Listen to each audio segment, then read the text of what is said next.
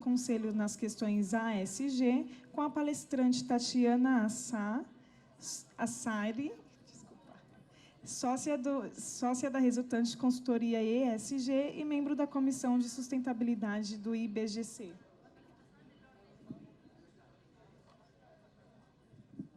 Boa tarde. Olá. Primeiro, falar para vocês que, se tiver pergunta durante a apresentação, façam. Não vamos deixar para o final, assim fica mais interativo, não fico eu meia hora aqui falando para vocês. E também, no final, se tiverem alguma pergunta extra, podem fazer, né? Deixa eu me organizar aqui. Deixa a minha cola. Bom, ela já me apresentou, eu sou a Tatiana, eu trabalho com a área de sustentabilidade já faz alguns anos, e a gente vem trabalhando dentro da Comissão de Sustentabilidade do IBGC o tema do papel dos conselheiros nos aspectos ASG. E hoje eu vou fazer uma apresentaçãozinha rápida para vocês. Eu acho que é importante a gente sempre trazer um contexto de que parece que é um tema novo, mas, na verdade, ele não é. Ele é um tema que já vem na agenda do setor financeiro e das empresas há alguns anos.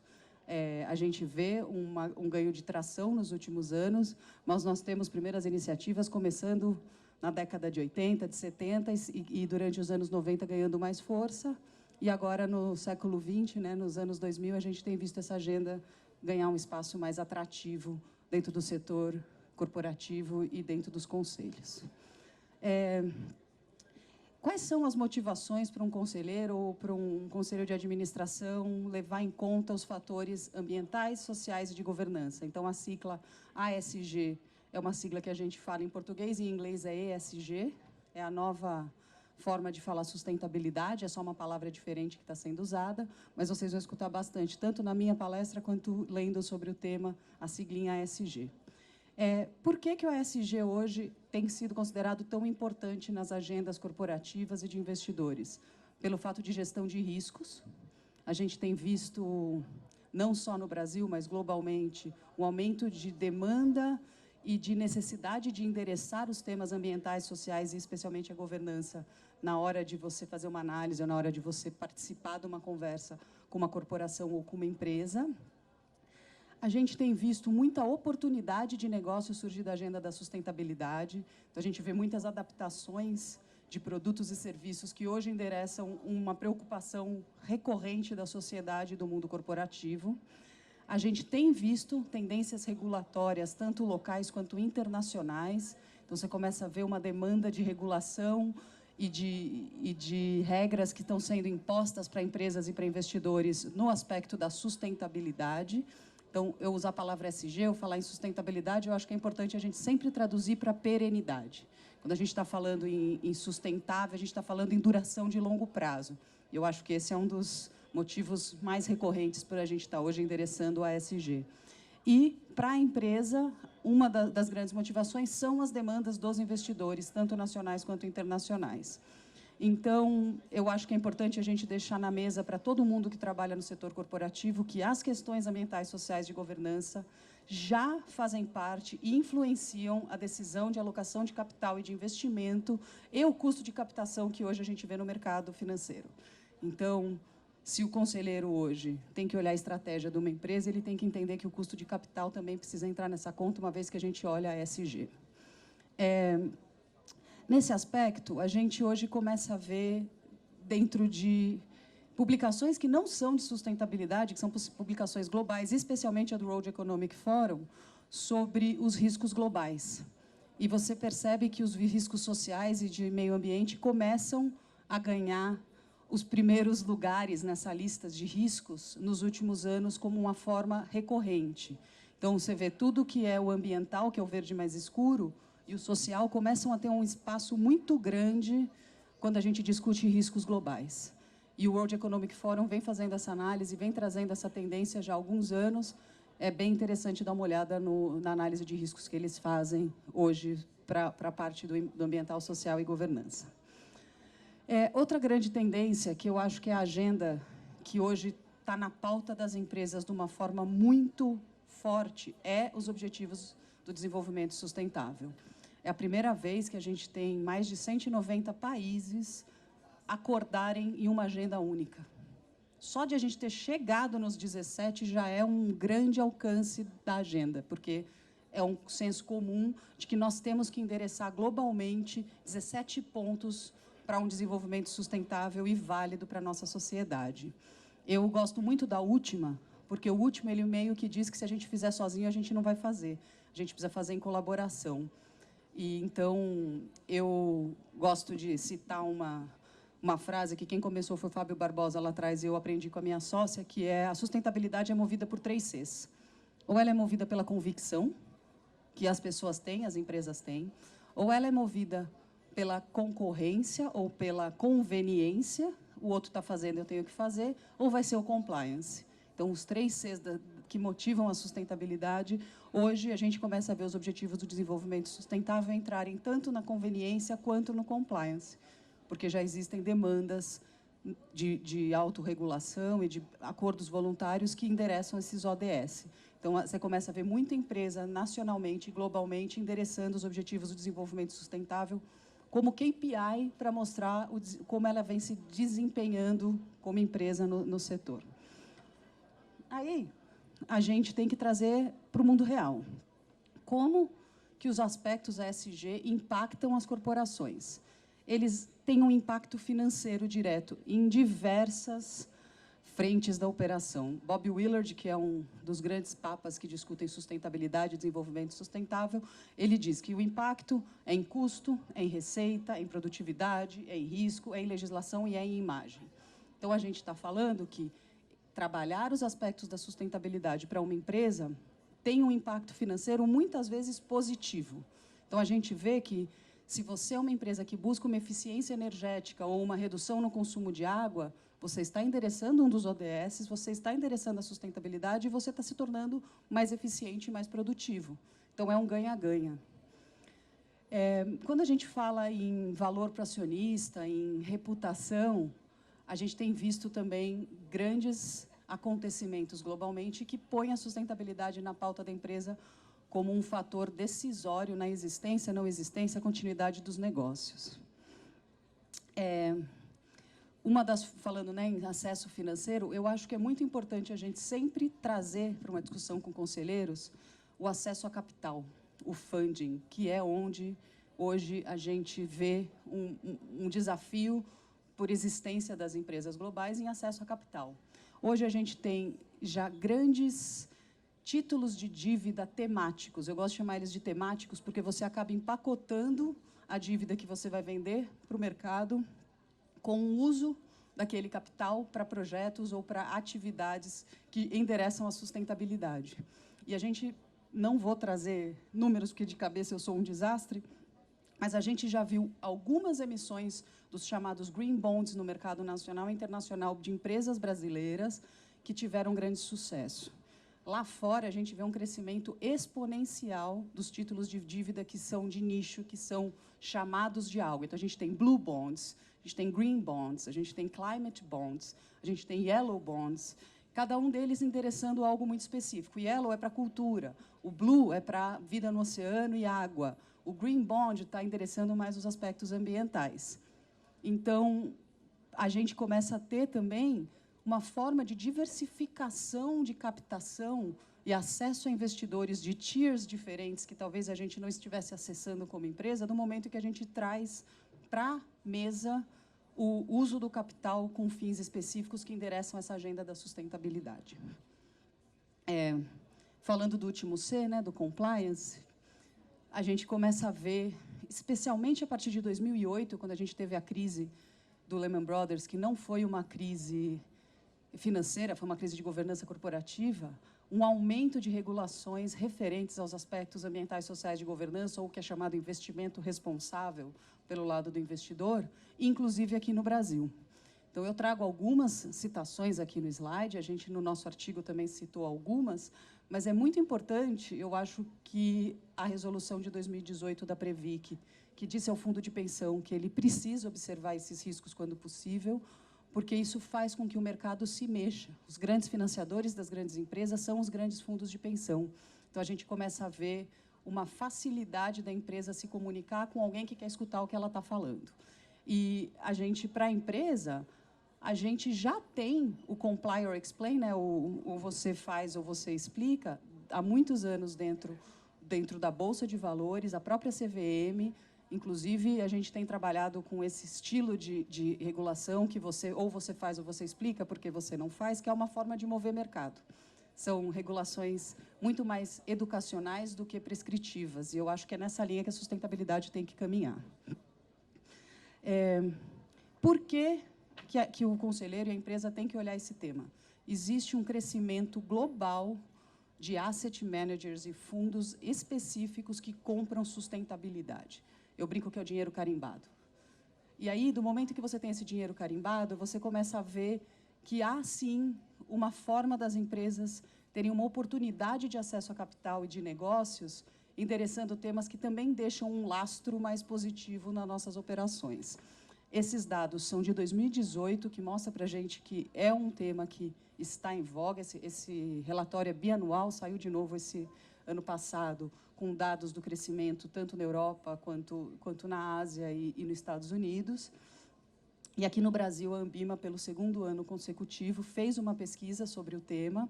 No ano de 2018, eles fizeram em parceria com a BVCap, então aumentou muito a participação de instituições na pesquisa, o que deu uma certa desequilibrada nos dados que a pesquisa publicou, no aspecto de crescimento ou não, mas mostra que também a indústria de private equity tem observado o tema ESG nas suas tomadas de decisão.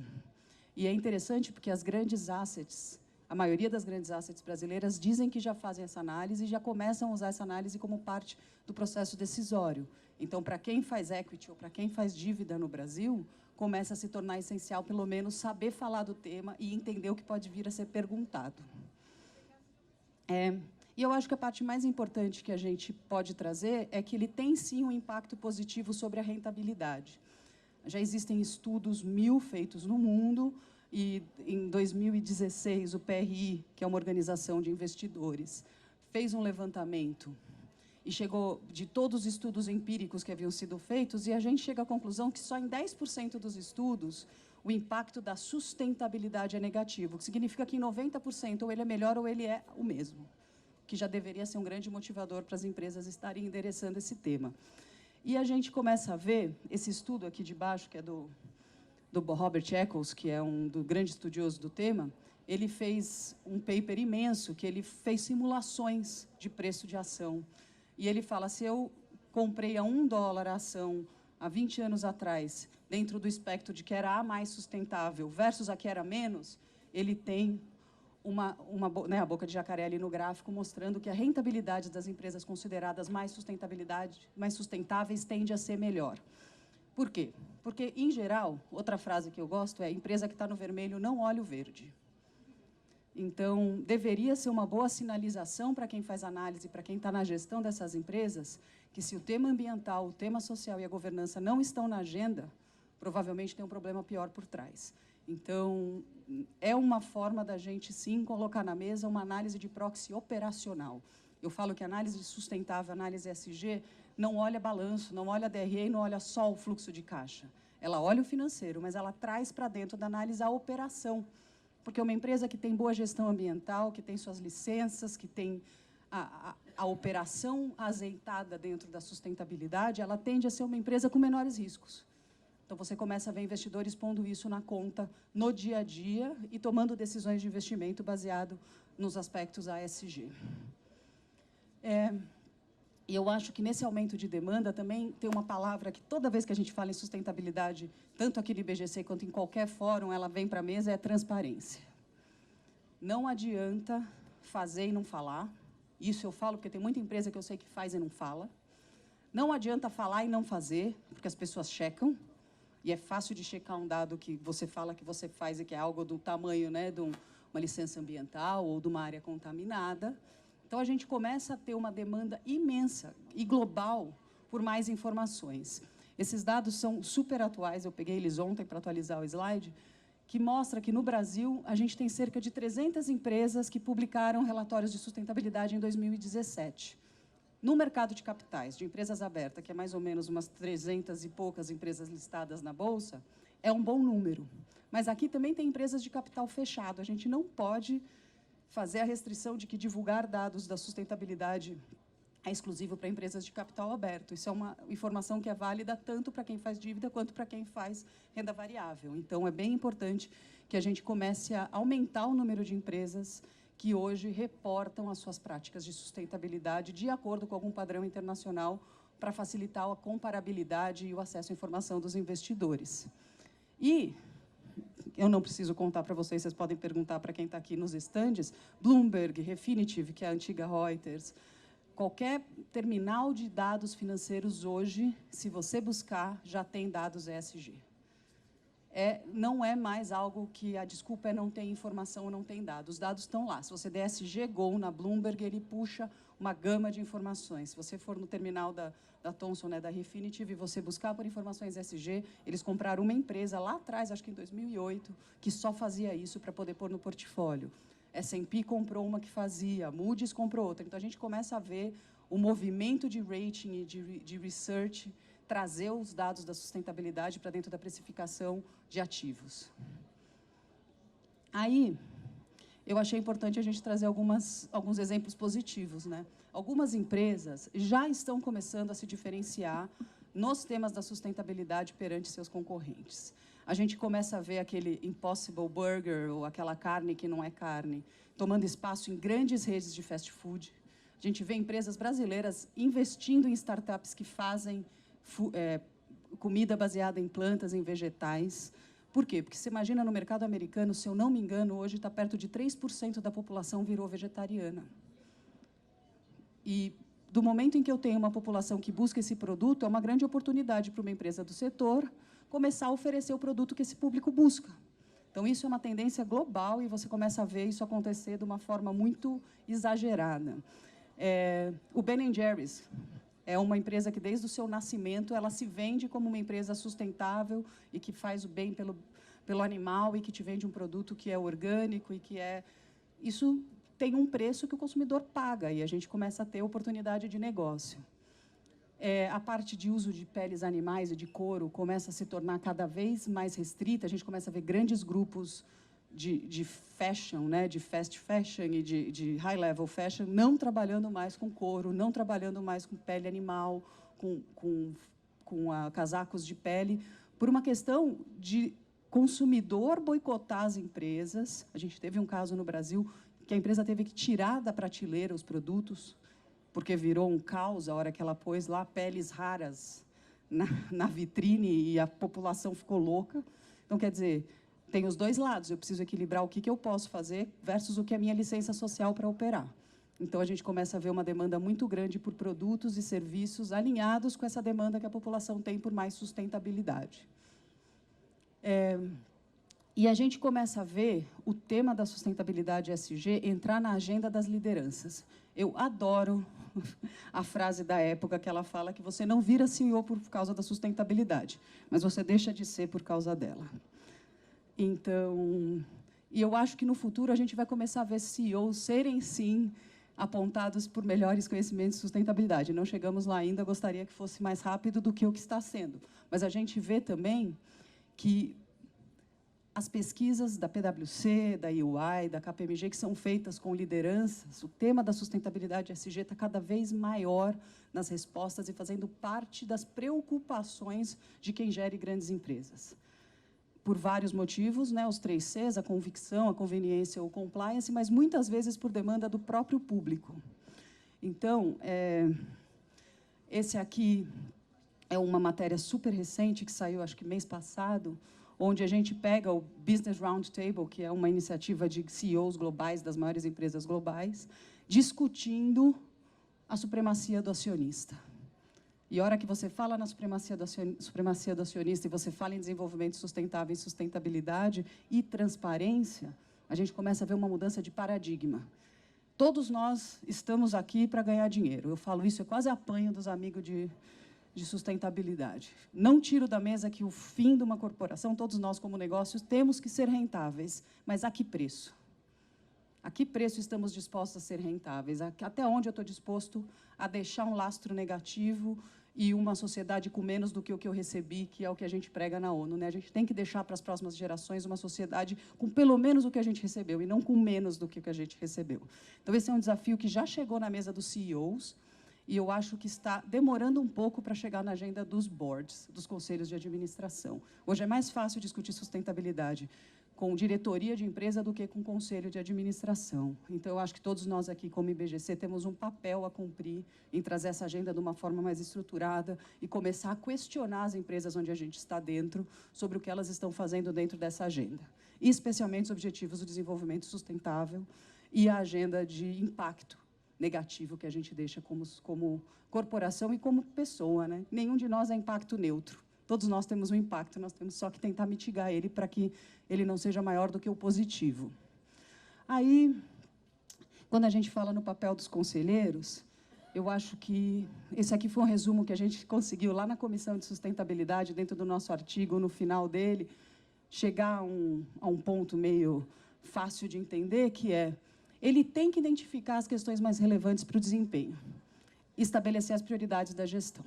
Dessa forma, eles precisam estar preparados quanto aos temas da sustentabilidade. E que permeie pela agenda, de uma forma que o direcionamento estratégico, o enfrentamento de riscos, o aproveitamento de oportunidades ou adequações das demandas dentro da curva temporal que nós temos como empresa, têm que estar endereçadas. Paul Polman, um dia, fez uma declaração dizendo que ele não ia mais fazer divulgações trimestrais na SEC. E a SEC aceitou. Porque o argumento dele foi, eu tenho investidores há 100 anos na Unilever que eu quero que fiquem mais 100. Para ele não importa o meu resultado trimestral. Quem quer me comprar e vender no trimestre, eu não quero como investidor na minha empresa. Então, o longo prazo e a forma como nós, como corporações, temos que pensar, põe na mesa o nosso desafio sustentável. Porque não adianta eu ter petróleo na terra se eu não posso explorar, não adianta eu ter minério se eu não sei tirar. E vai sobreviver? Vai, o setor de petróleo, de mineração, vai. Mas quem vai sobreviver vão ser os melhores, os mais sustentáveis e os melhores preparados para o desafio que a gente tem como sociedade de manter o básico da terra, do que a gente precisa usar, para poder consumir o que a gente gera de uma forma onde o tempo não se torne escasso. E aí eu gosto de sempre terminar as minhas palestras dando para vocês uns minutinhos para pensar em perguntas difíceis, em reflexão. Eu tive com o Rob Lake, que é um dos grandes pensadores da teoria ESG, de integração, e ele perguntou por que a gente tem valores distintos. Os meus valores como pessoa têm que ser os mesmos valores que eu como CEO, que eu como conselheiro. Por que quando a gente entra na empresa, a gente deixa os nossos valores em casa? Se eu não fumo, por que eu compro empresa de tabaco?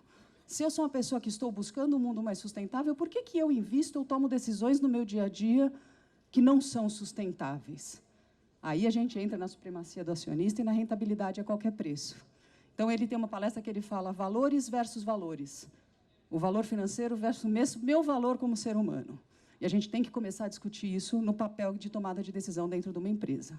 Não adianta eu falar na minha casa que as pessoas não podem comer carne, tem que reciclar o lixo e não podem fumar, se a hora que eu entro na minha gestora ou dentro da minha empresa, eu tomo as decisões completamente contrárias a isso. A hora que isso cai a ficha, fica muito mais fácil tomar a decisão, porque a consciência da gente, na convicção, toma essa decisão. Aí, quando você busca produtos, e não precisa ter resposta, isso é para vocês fazerem no dia a dia. Você leva em consideração os aspectos relacionados à sustentabilidade? Quando você vai na feira, quando você vai no supermercado, quando você compra produto de limpeza? É uma coisa que muda, um a um nós mudamos o mundo. E na hora de investir? Quando você vai lá no banco, você pergunta para o seu gerente, ou quando você vai na sua gestora, ou você entra na plataforma de investimento, quais são as opções de investimentos em linha com o futuro de longo prazo e com as novidades do mercado e produtos verdes? Eu faço isso em toda agência de banco que eu entro. E eu faço de propósito para deixar o coitado do gerente com cara de eu não sei o que você está falando. Aí ele sai correndo e vai descobrir se tem esse produto, porque ele tem que me oferecer alguma coisa. Eu já recebi várias ofertas de ETF do Easy, de fundo de saúde, fundo educacional, mas é muito difícil o cara saber de um produto e saber o discurso certo para me vender.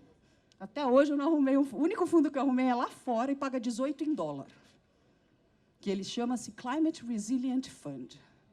Gente, se ele está dando 18 em dólar, é porque ser Climate Resilient está valendo alguma coisa. E aqui no Brasil, os únicos que eu acho são temáticos de educação ou saúde, que são considerados sustentáveis. Então, que fique na mesa da gente ter mais produto, empresas para entrarem nesses portfólios, porque nós, como consumidores, temos que buscar esse tipo de produto.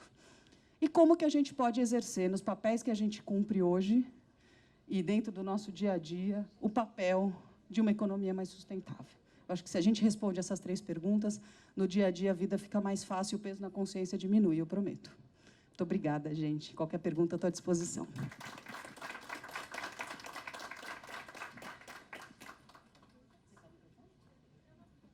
Perguntas? Alguém tem alguma pergunta? Ela tem. Ainda bem.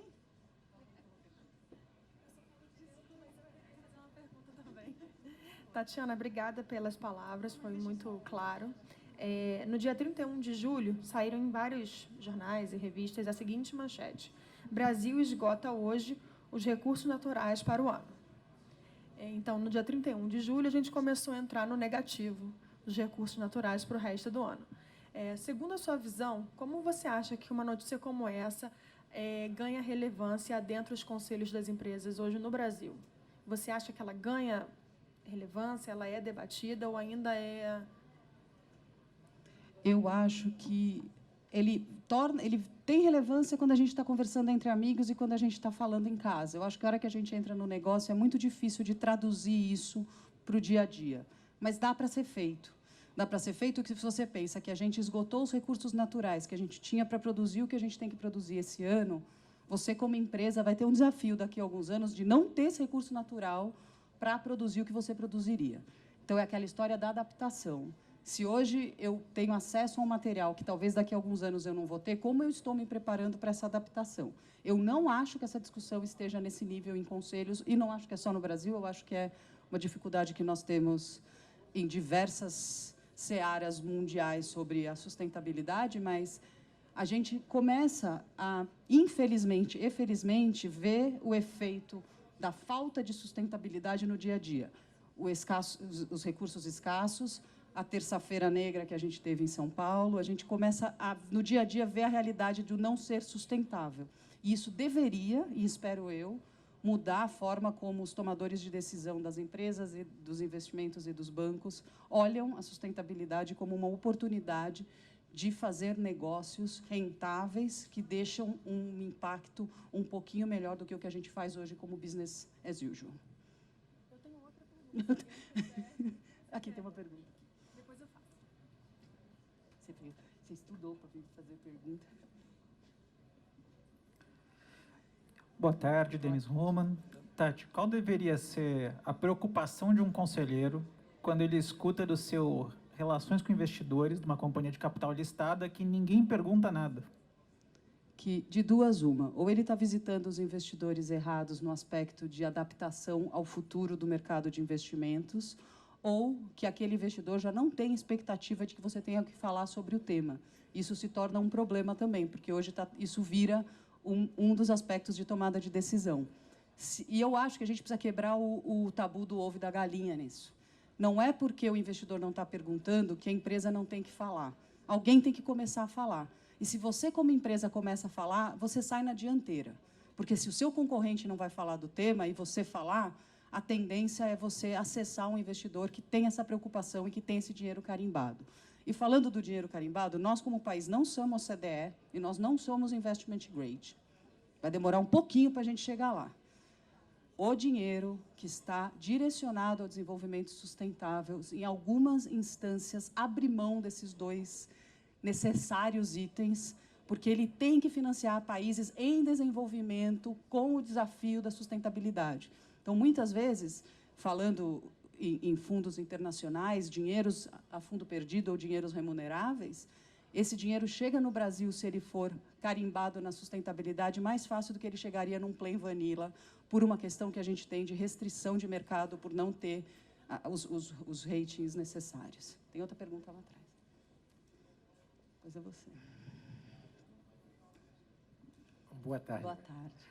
Ainda nessa linha, quer dizer, a gente fala muito e aí olhando para investimentos, ESG, etc., a gente fala muito em green bonds, mas olhando para a nossa própria regulação, né, ela ainda é muito ruim nesse contexto, né, ou seja, do ponto de vista de tributação, do ponto de vista da entrada dos recursos, especificamente para ele, não tem nenhum tratamento específico.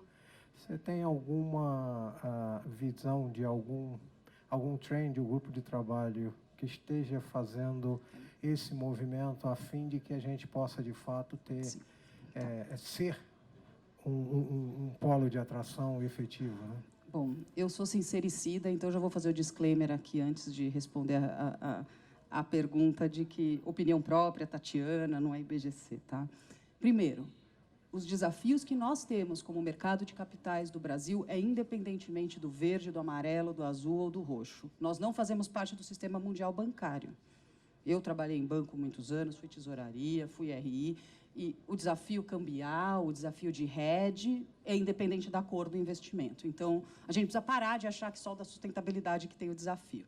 E esse desafio nunca foi grande o suficiente para a gente não ter acesso a capital lá fora. Então, eu acho que esse tabu está fora da mesa. Quanto a green bonds, acesso a capital e regulação, eu sou completamente contra subsídio, criar instrumentos para criar um mercado que, a hora que eles saem, eles matam o mercado.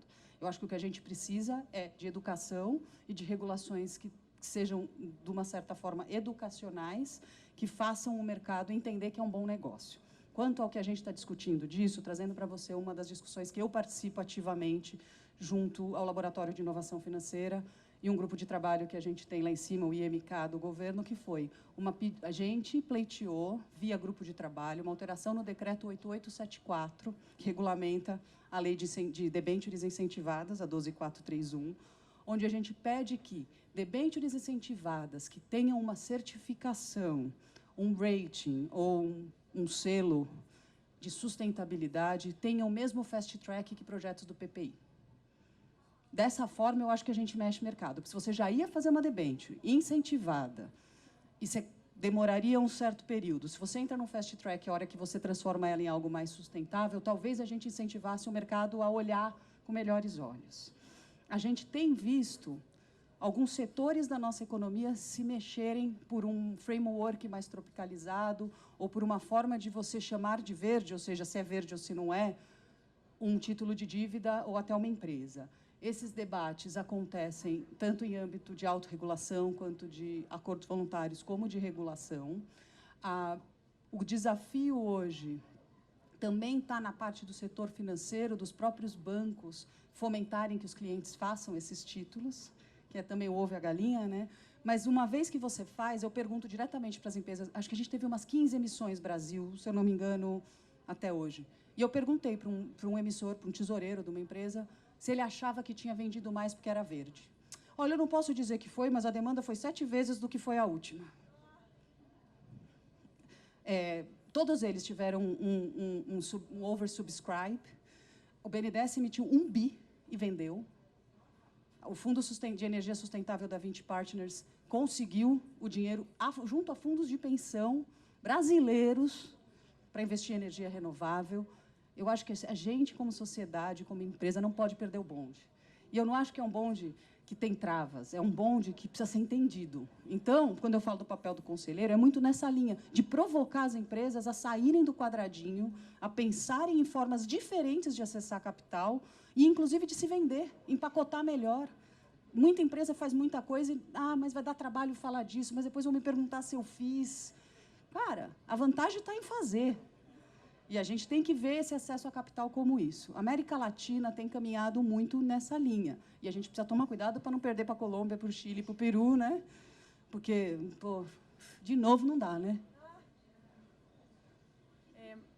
Você falou, quando ele diz que, não, 7 vezes mais, e o cara não enxerga que tem a ver com isso, é uma miopia com relação à análise do negócio, assim. E aí a minha pergunta que eu faço há um tempo atrás eu tive contato com assim, numa palestra Coca-Cola FEMSA, falando que quando deu aquela crise hídrica no estado de São Paulo, eles tiveram um grande problema na produção de laranja e, consequentemente, na produção dos sucos que eles comercializam. E, desde então, eles fizeram um projeto de recuperação dos mananciais. Tá.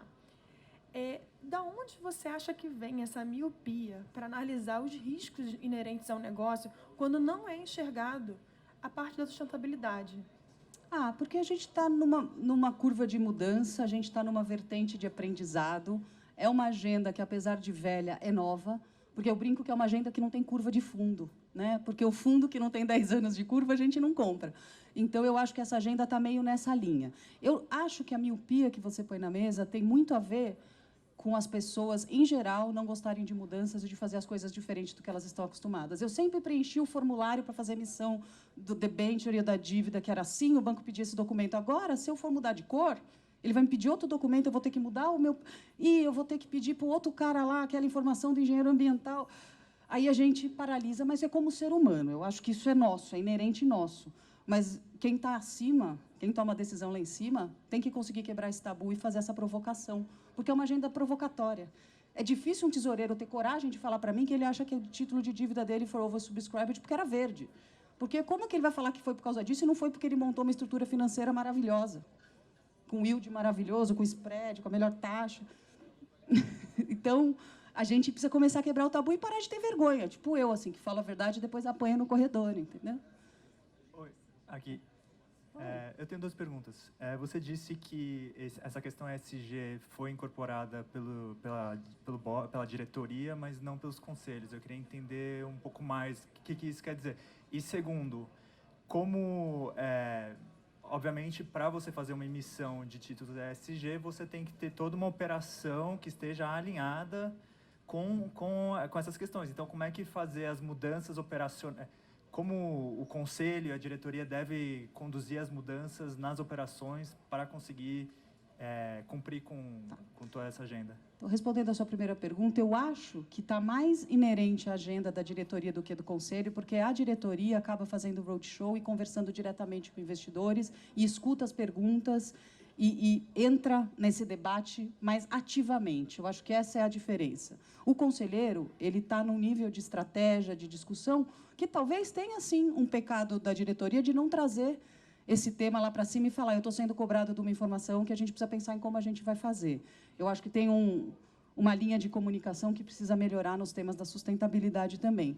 E querendo falar, mas não falando e falando, tem uma questão geracional também. A gente tem, hoje, uma geração de pessoas mais jovens chegando em diretorias, em gerências de empresas, que são mais chipados do que a gente nesse tema, né? O chip já vem de nascença, eles são educados para se reciclar, para fechar a torneira, coisa que a gente não era.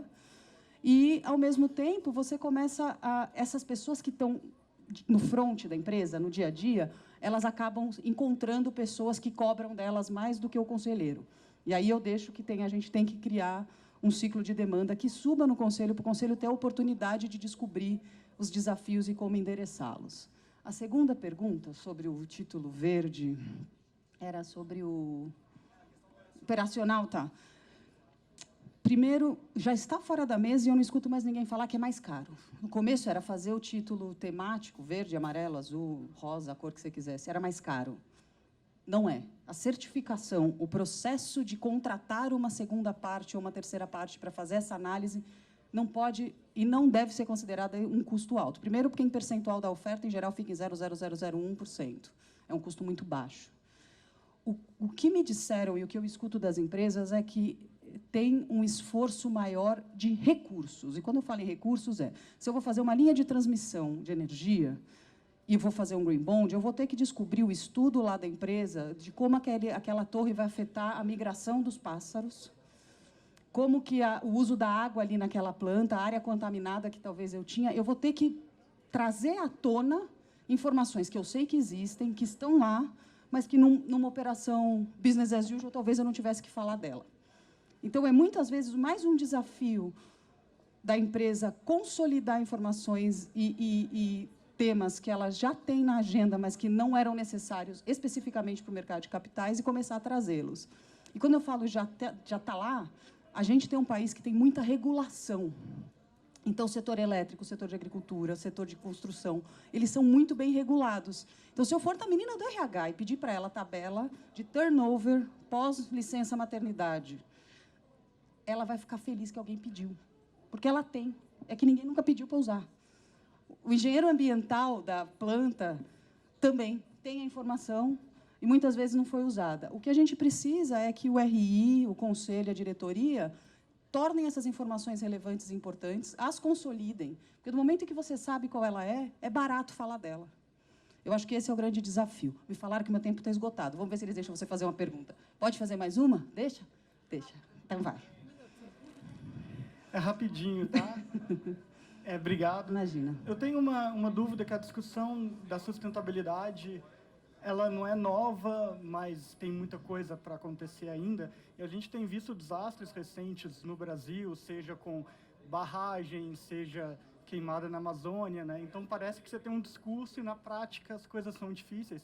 Eu já vi gente de gestão de risco falando, no caso de barragem é melhor você não reformar, porque a gestão do risco é deixar acontecer porque vai ser mais barato, né? Como é que, não é bem uma dúvida, mas qual que é a sua opinião em relação a isso? Custo-benefício. Como a gente faz análise financeira, e eu já, em algum momento da minha vida, as fiz, hoje eu fujo delas.